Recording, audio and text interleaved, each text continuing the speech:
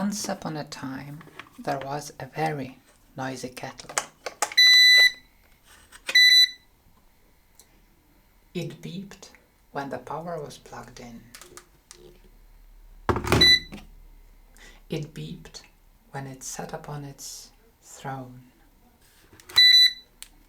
And it beeped every time it had to move anywhere. Not only that, but each time it is turned on or turned off, it beeped. Also, I'm not sure if you can hear it, but there's a nasty coil whine which happens at the times this thing is lit. Let me try to get it closer.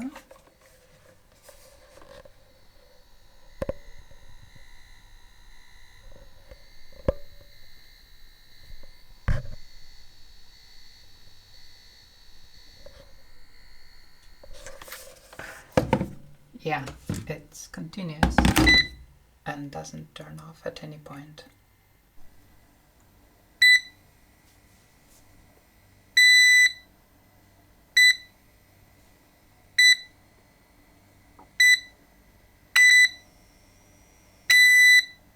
Quite audible.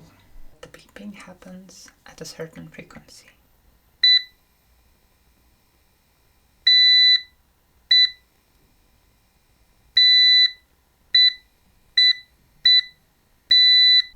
Taking it apart wasn't particularly hard.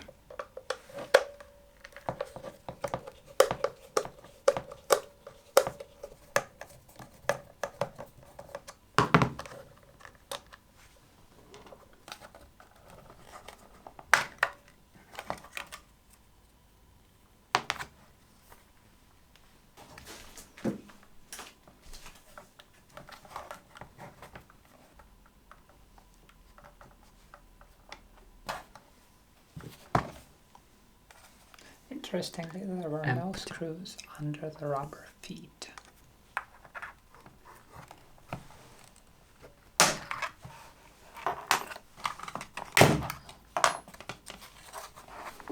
Sneaky. The kettle has two boards inside, one for high power things and another low power board linked to the touch controls.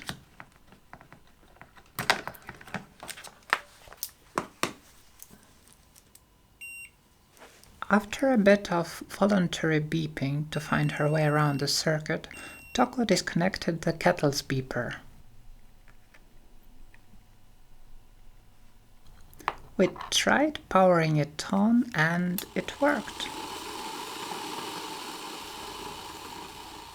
But the goal was to make it easier on the ears and not completely silent.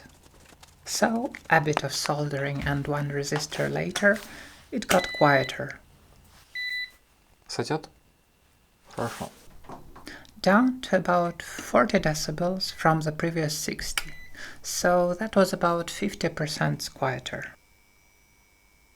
It feels like it's pretty far away.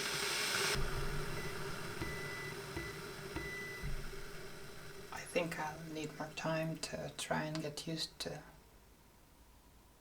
the quietness. But it does provide some feedback for the touch buttons. A keen observer might have noticed the microcontroller and asked themselves, wouldn't it be possible to somehow control the sound using that? The microcontroller in question is a Haltech BS84C12A, which I have been able to find the datasheet for. The datasheet was nice enough to tell me about the pins used, but when I got to the programming part, it only said that the technical details regarding the in-circuit programming of the device are beyond the scope of this document and will be supplied in supplementary literature. Of course, the supplementary literature was nowhere to be found, and the official programmer was pretty costly with no reverse-engineered open-source alternatives in sight. That, of course, didn't stop me from trying to solder to the thing and poke around with the logic analyzer. But my skill wasn't sufficient to further my understanding or get anything of value. Thus, the kettle was left to work as it is, doing what it was programmed to do by someone else.